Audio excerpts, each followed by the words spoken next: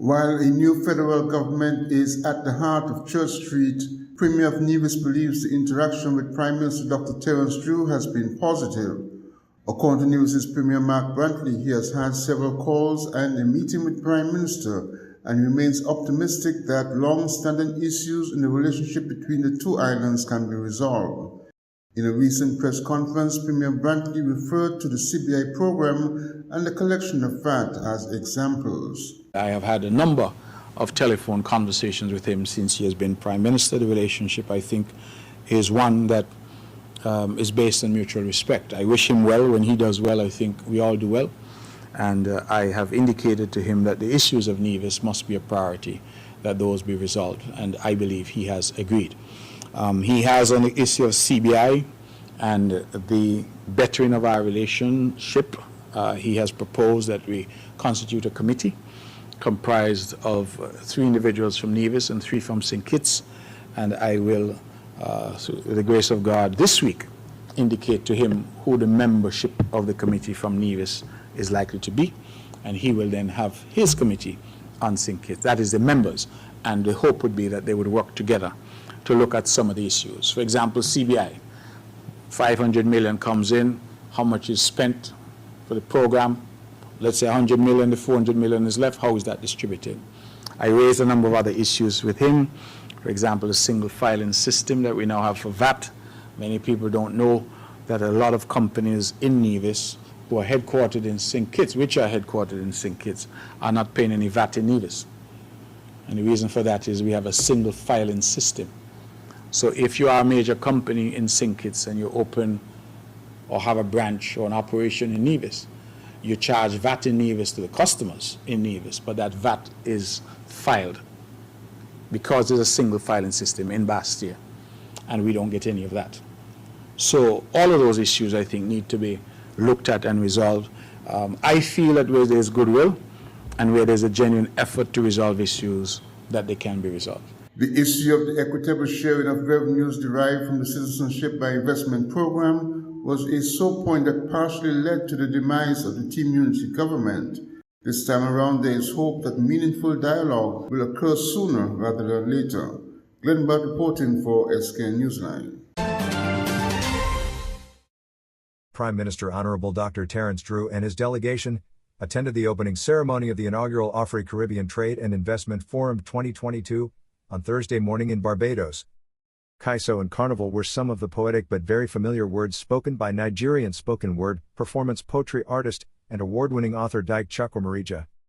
Professor Benedict Arama, President and Chairman of the Board of Directors of the Africa Export-Import Bank, Her Excellency Dr. Carla Barnett, Secretary General of the CARICOM, His Excellency Chandra Kaprasad Sanaki, President of the Republic of Suriname and current Chair of CARICOM, His Excellency Amadou Hott, Minister of Economy, Planning and International Cooperation of the Republic of Senegal, and the Honorable Mia Amor Motley, Prime Minister of Barbados, were the key speakers during the opening ceremony.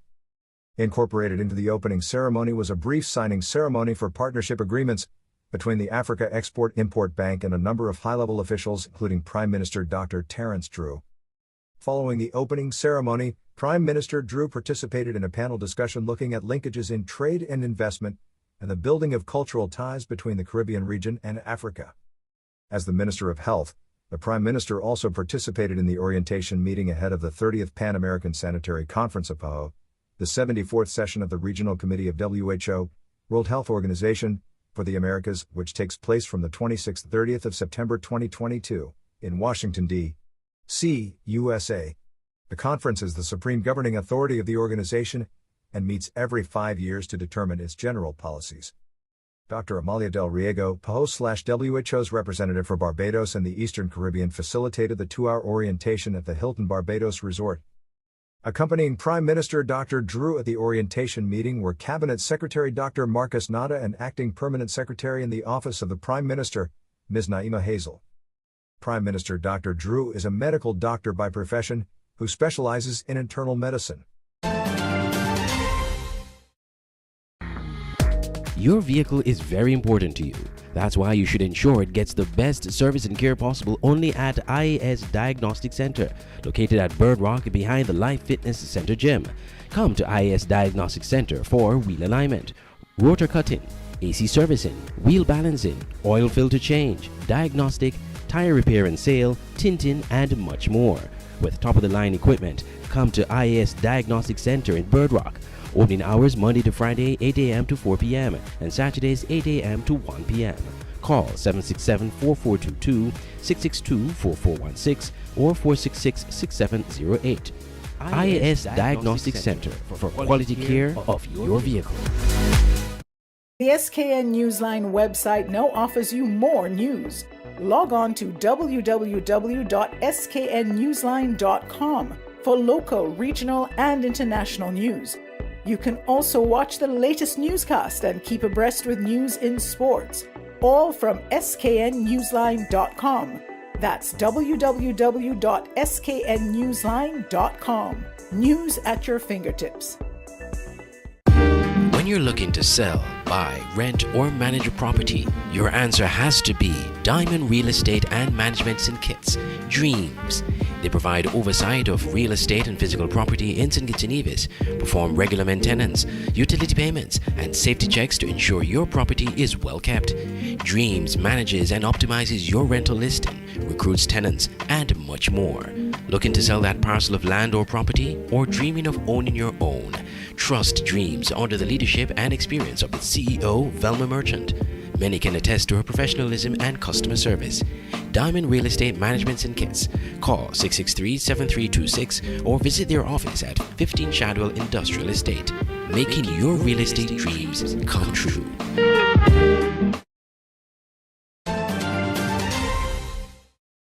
The country of St. Kitts and Nevis was not being led but was being ruled, said Prime Minister Dr. Terence Drew as he spoke on what has been discovered since he was sworn into office. Speaking on the radio program Issues SKN, aired on Freedom FM 105.6, Prime Minister Drew described his findings as, quote, unsavory, unquote, pointing to personal and political-oriented situations. Matters, he underscored, that are to be corrected in the best interests of the country. And so we have found in there, Juni, a lot of unsavory things that you wonder if this was a government or this was a family business running like a mafia. I mean, when you look at what is found in there, I understand that the people of St. Kitts and Nevis recognized what was happening and they rejected it. So I'm very proud of the people of St. Kitts and Nevis. We couldn't continue another 5 years like this. Believe me, it's bad how it was structured. But we are committed as a team to cleaning up the government and once again to make the government to function for the people. There are things that we are able to do and will do to make sure that we do it. I know people are out there asking for quick action to move this person here, move this person. I will address that. But as I told you, we are not here to rush in and disrespect anybody and treat anybody with dishonor. We will do it prudently, but we'll do it wisely as well, because we will protect the country. And if there are those who want to sabotage the government, we will not allow that. And so the actions we take will be based on the information that we have found and that we know.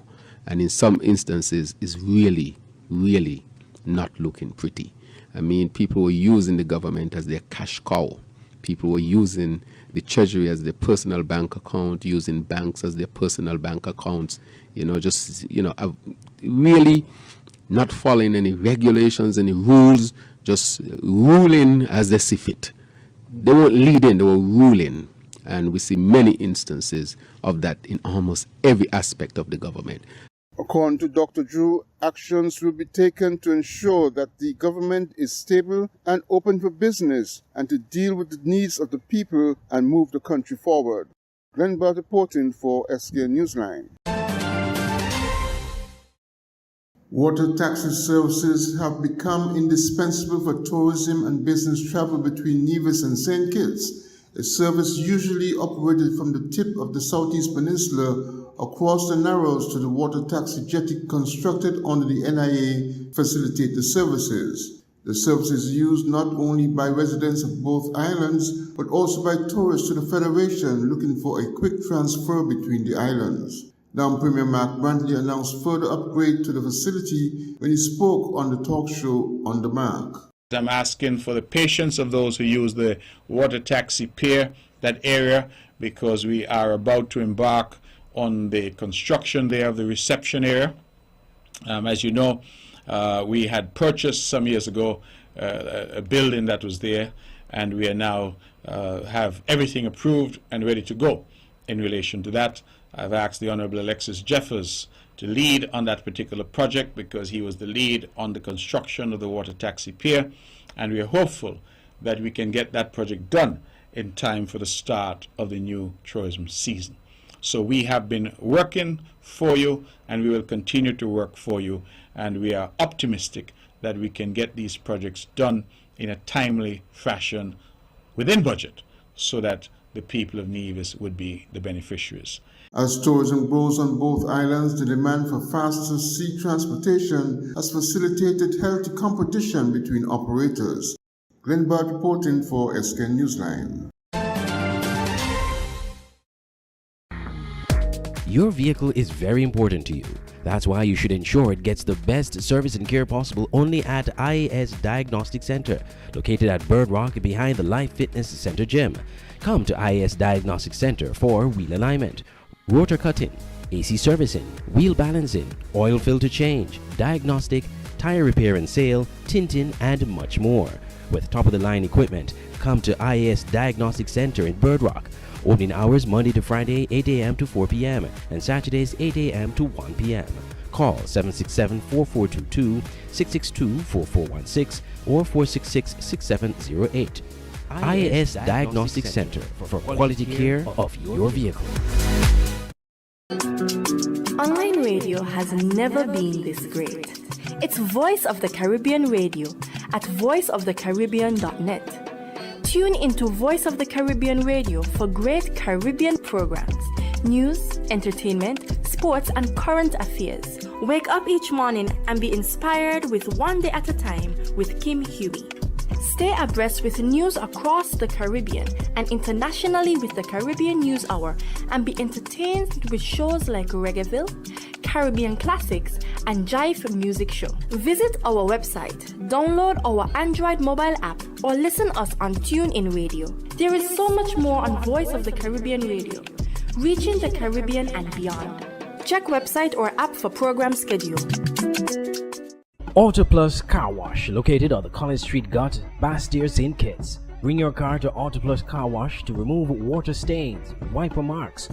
Get your doors, roof panel cleaned, seat floor mats, buffing, headlights, and engine wash. You get quality service at the best price at Auto Plus Car Wash. They really care for your car. Call 765-5140 or visit them on the College Street Gut, Bastille, St. Kitts. Auto Plus Car Wash, where the service is number one. Can you believe all the ings we can fit under one roof?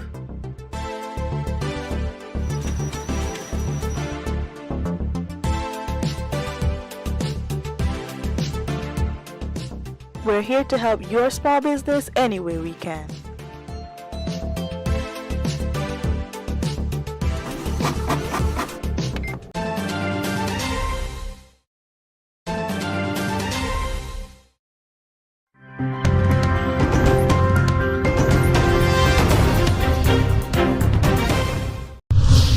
Ghana's 2 monkeypox patients who the health authorities say have no recent travel history outside of Ghana are currently being treated and isolated at a section of the Infectious Diseases Hospital at Liliendale, Georgetown. However, Minister of Health Dr. Frank Anthony, during the Wednesday's edition of his health update, noted that officials at the National Public Health Reference Laboratory are still conducting contact tracing for the 2 persons, while their family members and persons who they have had close contact with have all tested negative for the virus but remain in quarantine and are being monitored.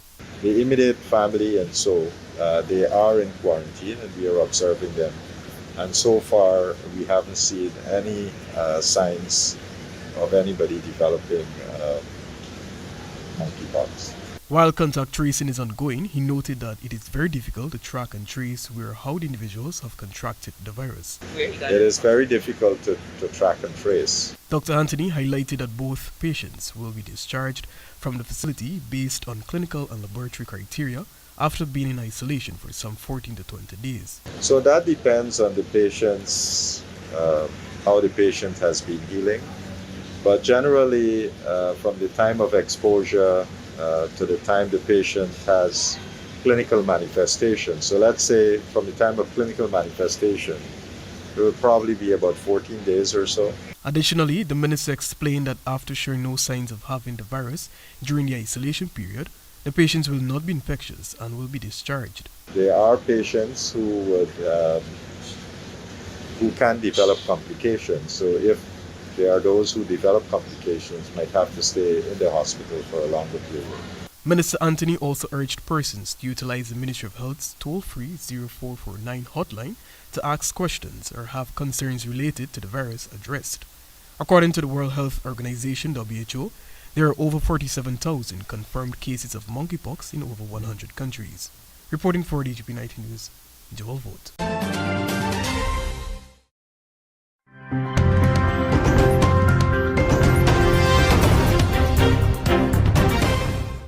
Let me bring you some breaking news now. A court in Malaysia has found Rosmah Mansor, the wife of former Prime Minister Najib Razak, guilty in a corruption trial. Rosmah Mansor was found guilty of 3 counts of bribery. She was charged with soliciting and receiving bribes to help a company win a contract. Her husband, Najib, began a 12-year prison term last week after being convicted of corruption involving the Malaysian State Fund, 1MDB. Florence Louise live for us in Kuala Lumpur. Just give us a little bit of the background on what's been happening, Florence. That's right. So she was charged with 3 charges. Soliciting and receiving bribes of around $1.5 million between the years 2016 and 2017. It was to help a company win a government project to supply solar panels to schools. Now, the judge said he found that the prosecution had proved their case beyond reasonable doubt. Defense lawyers had argued that Rosmah Mansor had been framed by a former aide and other officials. But clearly, that argument did not sit with the judge. Now, her lawyers had also put in a last-minute bid to have the judge dismissed. Her critics have said that this was a ploy to buy more time. And ultimately, that application to have the judge dismissed was dismissed. It was heard earlier this morning. It was argued this morning by her lawyers, but it was ultimately dismissed. And the judge went on to deliver the verdict. And he's now found her guilty on all 3 charges. Now, we don't yet know what the sentence is. We expect that to be delivered any moment now. But she could receive a maximum of up to 20 years in prison and be asked to pay a fine of at least 5 times the amount of bribes that she had received. But we do expect her lawyers to, it's very likely that her lawyers will file an appeal, and we do expect her to remain out on bail. She has been out on bail all this while, and she could also file an application for a stay of sentence while she tries to exhaust all avenues of appeal. Rob. Florence, as I mentioned before, her husband, Najib Razak, the former Prime Minister, has just begun a 12-year prison term after being convicted of corruption. How is all of this playing out with the public? Are people paying a lot of attention to this? Absolutely. There was so much anger at the corruption that had been happening at that time, so much so that it was the first time in history that his party, known as UMNO, which had been the dominant party in politics, was voted out of power in 2018. And this was the first time in history that they had been booted out of power. And a lot of it was because of the anger over the corruption. And Rosmah Mansor, even at the time when she was the First Lady of Malaysia, she was known for a very lavish lifestyle. And during the course of this trial, the court heard testimony from a witness talking about how powerful she was, so much so that there was a special department that had been set up just to handle her affairs. She wielded considerable influence in government, even though she had no official position. Now, after the UMNO party was voted out of power, after the Prime Minister, after her husband Najib Razak was no longer Prime Minister of Malaysia, the then government that was made up of opposition parties, they conducted an investigation against her, and eventually charges were filed against her and also Najib Razak. And during the course of that investigation as well, police seized luxury goods, jewelry, watches, expensive handbags worth millions of dollars from residences linked to the family. So You know, there is a lot of anger. This case is being watched very closely in Malaysia. And I think there is a feeling that justice is being done, although, of course, they do have supporters who believe that the cases against them are politically motivated.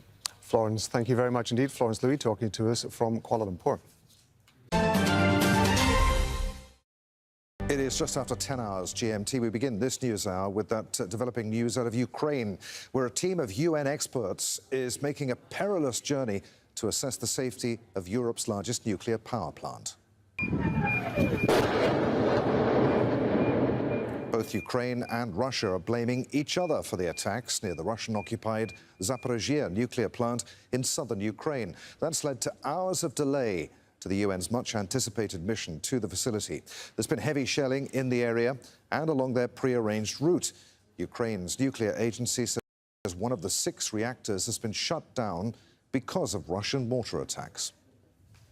I am going to consider the possibility of establishing a continued presence of the IAEA at the plant, which we believe it's indispensable to stabilize the situation and to get regular, reliable, impartial, neutral updates of what the situation is there. So wish us luck. We are moving now. Thank you for your interest. It's very important that the world knows what's happening here. Live now to Kyiv. Al Jazeera's Teresa Bow is there. Teresa, there's still some doubt about what access this team will actually get if they get to the plant. What's the latest on their trip? Well, since very early this Thursday morning, there's been lots of shelling around the nuclear power plant. The IAEA team was located around the Zaporizhzhia region, and they had to cross the front line, where is a checkpoint by Ukrainian forces, and then move forward towards the Russian checkpoints. And there's been some delays because of the ongoing shelling and fighting that's happening all around the area. Ukrainians are saying that Russian forces have been shelling the city, that a kindergarten was hit, a health facility, that at least 3 civilians were killed, while Russian forces are saying that there was an attempt from Ukrainian forces to attack the city and carry out some type of an operation. This has not been confirmed, however, and what Ukraine is saying is that these are excuses by Russian authorities in a way to intimidate and to control what's happening during this visit to the IAEA plant. It's not clear yet what type of access they're going to have. Certainly, we just heard Rafael Grossi, who's leading this team, say that they're going to continue, they're going to be there, they're going to try to monitor what's going on in the ground, what type of damage has happened, the conditions in which workers are currently doing their job right there under surveillance of Russian forces. There's been some accusations of torture, of people have gone missing, among other things, and that's a major concern too. And also, of course, that the safety systems are in place. Because of all this shelling, we're hearing that 1 out of the 6 reactors are only working right now, that the operational power unit number 5 had to be shut down, and that the safety systems were activated once again because of the ongoing shelling around the area. So certainly, you know, the visit by the IAEA is crucial at this point. It's a third party that is going there to try to, you know, evaluate what the situation is on the ground. How close do we know is this shelling to the nuclear plant? What are the risks surrounding it? Well, it's important to explain what's been going on here. You know, since Russia took over the plant, they took over the city where the plant is located. They established a military base from there. And from there, they have been launching attacks towards the Ukrainian front line. And the Ukrainian forces have been doing the same. So it's not clear what type of damage has happened. What we have seen, however, is that many of the rockets, many of the shells have been falling very, very close to where the nuclear power plant is located. In fact, just a few days ago, some shells fell very, very close to where the nuclear fuel is located and where the radioactive waste is located. And of course, this raises lots of concerns. In fact, we know that authorities around the area were already distributing iodine pills to the population. Iodine is supposed to prevent the thyroid gland from absorbing radiation in case there's a leak. So Certainly, there's a big concern about what's going to happen there today, the level of damage, and that's why it is so important for the IAEA team to make it there. It's not clear yet when they're going to arrive. It is expected to happen today, at least that's what the director has been saying, that they won't be stopped in spite of the violence and the shelling that has been ongoing there. Al Jazeera's Teresa Bo reporting live there from Kyiv. Many thanks indeed, Teresa. Well, Russia's foreign minister insists that Moscow is upholding its end of security guarantees for the UN nuclear inspectors. We are doing everything to ensure that the plant is safe and for the IAEA mission there to carry out all of its plans. They say that they are not in a position to say who is in the wrong. Of course, they would be shown all those traces left as a result of Ukrainian bombardments, Ukrainian shelling. We insisted that the mission must include experts in ballistics. So I hope we are going to find out. Or rather, we know everything, but I hope that the international community will get this opportunity too. Let's bring in Tariq Rauf, who's a nuclear arms control specialist who formerly worked for the IAEA. He joins us now live from Vienna. Good to have you with us, sir. What do you make of what you heard there from Russia's foreign minister? Just how dangerous a situation is this right now? Well, from all the news reports, it seems that the IAEA team led by Director General Grossi is at a checkpoint about 20 kilometers away from the Zaporizhia nuclear power plant, and one could hear shells exploding in the background. So I think this is a very dangerous mission, and full credit to the IAEA team to try to get to Zaporizhia under this wartime condition. And what do you make of the fact that we're hearing that one of the nuclear reactors at the site has been shut down because of the shelling? Well, actually, of the 6 reactors, 2 were already in shutdown status, and only 2 have been operating at any one time over the past several months. So of the 2 reactors, one, as your correspondent reported, was shut down probably because of loss of electrical power. So each reactor unit has backup generators, 3 diesel electric generators, as well as 2 backup. So the Zaporizhia nuclear power plant does have a backup power supply. But, however, we still need the nuclear power plants to run on regular transmission power, not backup diesel generators. So once this team of UN inspectors gets to the plant, what will they be doing there? Well, it seems that the team has 3 sets of experts. One group will assess the nuclear safety systems, the safety systems of the plant, the safety of the fuel, the emergency shutdown, the emergency core cooling, and the power supply. Another team will assess the security situation, the physical security situation, the damages, and so on. And the third team will be looking at the nuclear material and doing nuclear material accountancy and servicing the IAEA's cameras and seals in the nuclear fuel ponds and the reactor areas. I don't want to get into the realms of speculation or scaremongering, but I'm just interested to know that if this shelling going on around the nuclear plant, what happens if it takes a direct hit? Well, it depends on the type of shell. The power plant's containment structure has a thick steel liner covered by a concrete cover. But no nuclear power plant is designed to survive a war situation or hits from artillery shells. So any firing of any type in the vicinity of a nuclear power plant is very irresponsible and extremely dangerous. And once the team leaves the site, having completed their inspection, if they get to do that, then what? Well, under normal circumstances, the Director General would return to Vienna and issue a report to the IAEA's Board of Governors. He probably will give a press briefing on arrival at Vienna Airport, and the Board of Governors is scheduled to meet the week after next. Maybe they have an emergency meeting depending on the report and the security and safety situation at Zaporizhia.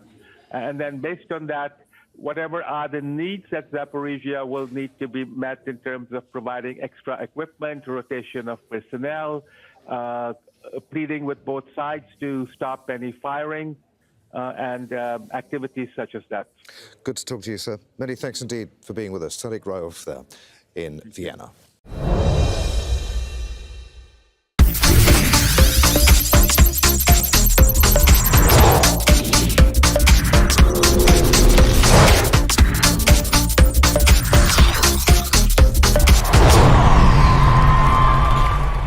The daily CPL Roundup by SK Newsline is brought to you by Smart Electronics. Smart and Island Electronics brings to you the Super Summer Coolong Sale from July 21st until October 30th. Get amazing discounts on the widest range of gadgets, electronics and appliances. But because it's summer, you get double discounts on hall fans, refrigerators and air conditioners. And don't forget to ask about our easy layaway plans. Good news for the people of Neves. Smart Electronics is coming to Neves at a convenient location just opposite Best Buy. So visit our stores at Smart Electronics on Port Zonte and Island Electronics on Ford Street. Terms and conditions apply. All COVID-19 protocols will be observed.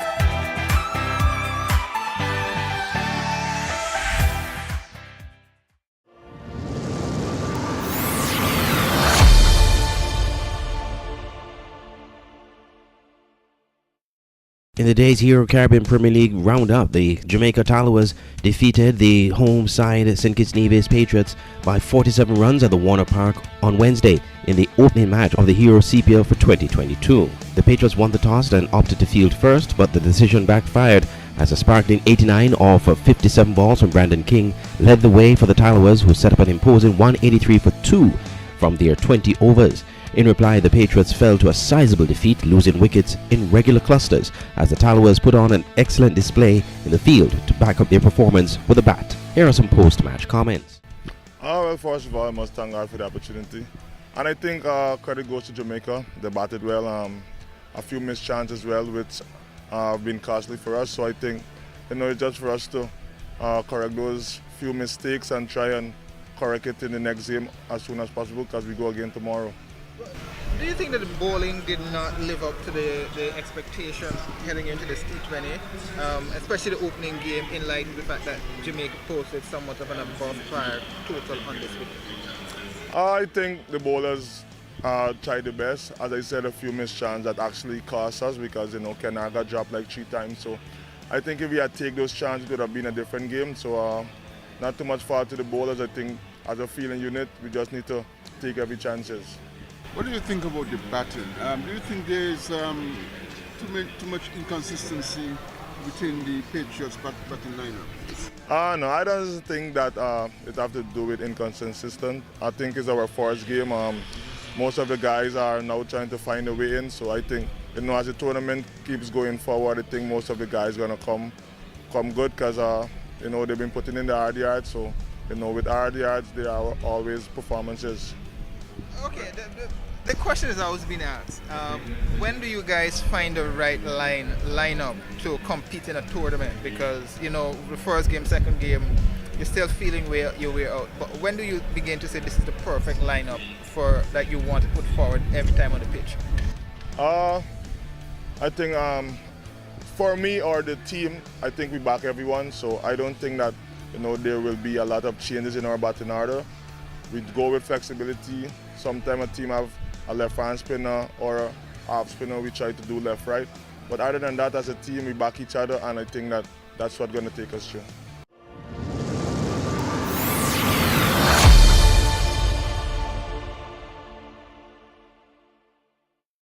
The SKN Newsline WCPL Daily Roundup is brought to you by Smart Electronics.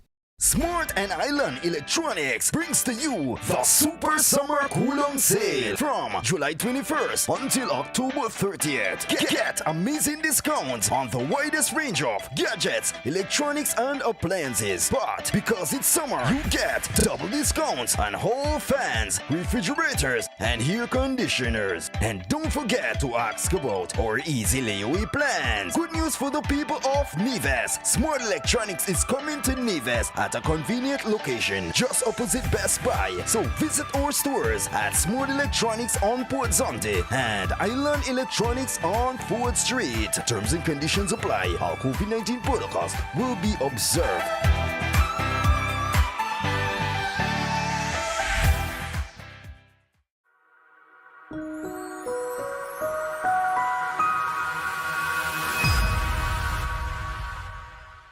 In the opening WCPL matches was played earlier in the day, the Trinbago Knight Riders women edged to victory by the barest of margins, beating the Barbados Royals by 1 run in a nail-biting first game of the inaugural Massey Women's Caribbean Premier League, played at the Warner Park in St. Kitts. Having won the toss and elected to bat, the Knight Riders got off to a flyer, but lost regular wickets, meaning they finished 114 for 7, thanks to a late flurry from Haley Jensen and a well-fought 30 from Lee Ann Kirby at the top. Shakira Selman and Haley Matthews were the pick of the Royals bowlers, taking 2 apiece, and Matthews claiming bragging rights by dismissing her counterpart, Deandra Doughton. Thanks for the congratulations, but I mean, as you said, we didn't get the total we wanted on the board today, but I think once runs on the board is runs on the board. I think once we go out there and bowl and stick to the basics, you'll come across the line like we did. I mean, scoreboard pressure is a lot of pressure. There was a bit of iffy in the media sense of the print that the total was not enough, and they were favouring the Barbados Royals. Would you say that the bowling lineup of the Trinbago Knight Riders is a strength of the team as against the batting? I wouldn't say so, you know. I mean, like, cricket is a funny game. You have good days, you have bad days. You have good days with the ball, you have bad days with the ball. It doesn't matter if you like good with the bat or bad with the ball. But I mean, like, I think those runs on the board were just enough. You know, we just had to bowl what we know we are to bowl and bowl. Like, cause I mean, like the pitch was good, but yet still the slow bowling was the one that was actually taking the wickets. Where do you want to see your team go in terms of the strength? Where do you want to build the most, or what do you want to build the most? To be honest, I want to build the team itself. You know, gelling and bonding together, getting to know each other well, so that we could, I mean, like, in terms of running between the wickets and stuff like that. But to be honest, I really want to see TKL go really far for the finals, and hopefully IPL women's team.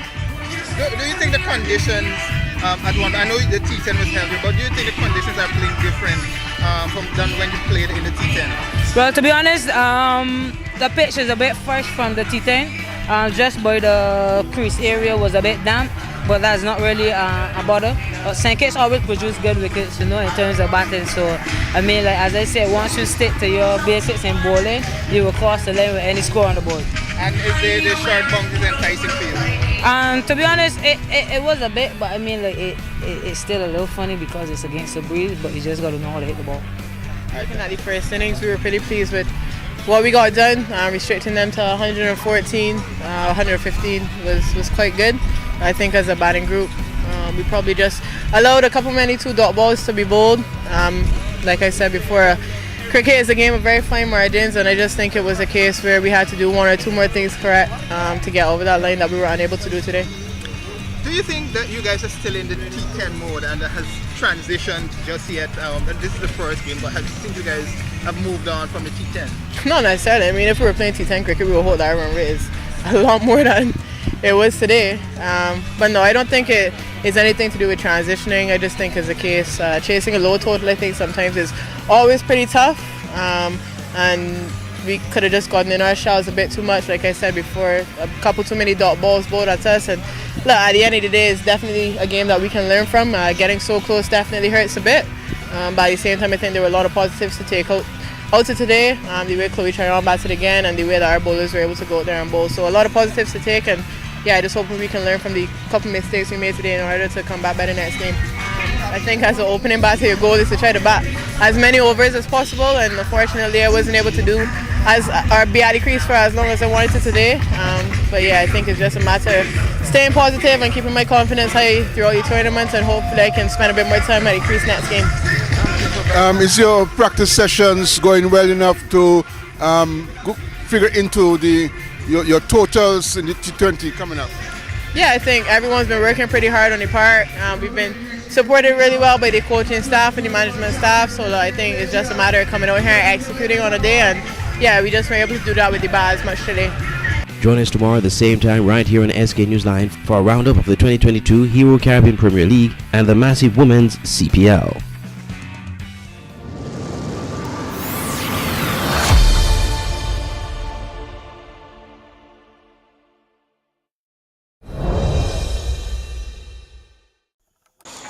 special good night to everyone. It's a pleasure being here this evening to welcome home two of our ambassadors, in Carlon Tuckett and Najee Amway, who just completed a successful tournament with the Leeward Islands under-19. I want to congratulate the entire team, but a special congratulations to these two young men who would have made Nevis proud. I'm now going to ask the president of the Nevis Cricket Association to say a few words. Thank you very much, Director of Sports. And the Nevis Cricket Association, we have tried to get cricket back in Nevis at a level, at a competitive level. And as such, we were always excited when we had 5 players make the West Indies under-19 trials. And when 3 of those players went on to make the West Indies side, which competed in the last World Cup. Now these two to my right, Onaje, who got the most wickets, and Carlon, the successful captain. And it's the first time that we're winning in nearly 20 years at this level. So we have to say congratulations to both of these players for playing really good cricket. During the tournament, I tried my best to stay in touch with them. So I would send them messages and they were quite courteous. I think even when they thought I was irritating them, they didn't show any disrespect. So they were quite courteous. And Director, I want to tell you that we as an association met a couple of weeks ago. And we decided that in order to make sure that we have good representation at the under-19 level at the next World Cup, that we are going to make sure that our under-17 team plays in the competition, in the Nevis Cricket Association competition. So they will play as a team and they will still play for their own teams, because we want to make sure that having set the benchmark of 5, that we don't do less than sending 5 to trials the next time around. So I just want to thank them publicly. I've already thanked them privately, and to wish them all the best and to tell them that just like their parents are always beside them, the Nevis Cricket Association will always be there for them. We not just come to see them return when they win, but every time they are going away, we send representation to make sure that they know that they have our support. Now our Minister of Sports, Eric Evelyn, to bring brief remarks. Thank you very much, Mr. Claxton, Director, and I'm indeed delighted and honored and privileged and humbled to be here this evening as we welcome home, as Jamir rightly put it, 2 of our young ambassadors, our sports ambassadors, our cricket ambassadors, who have done themselves and the island of Nevis extremely proud during the tournament in St. Vincent and the Grenadines. Of course, you would have heard that Carlon was indeed the captain, the successful captain that brought home, lifted that trophy for the Leeward Islands under-19 tournament. And of course, we also had Onaje, who was a part of that team, and he was very successful, and he was the most successful bowler during the tournament with the most wickets. And so I think what Carlon and Onaje did was indeed for all of Nevis, and all of Nevis ought to be proud at this time. And so we are delighted to welcome them home, to tell them we are so very, very proud of them, and we want them to continue to stay focused and continue to rise to the next level.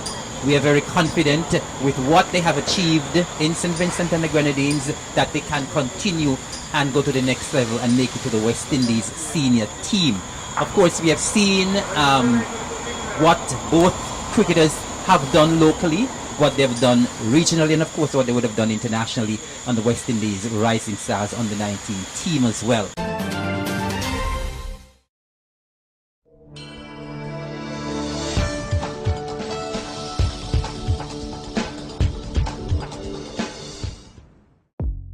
Welcome to the SKN Newsline Weather Report. I am Janil Boole.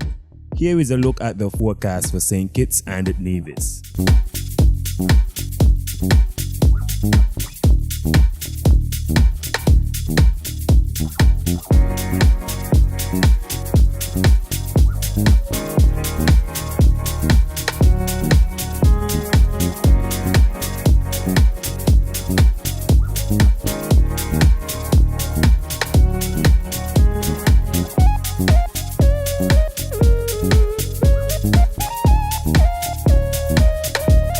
more detailed weather report, visit our website at www.sknnewsline.com.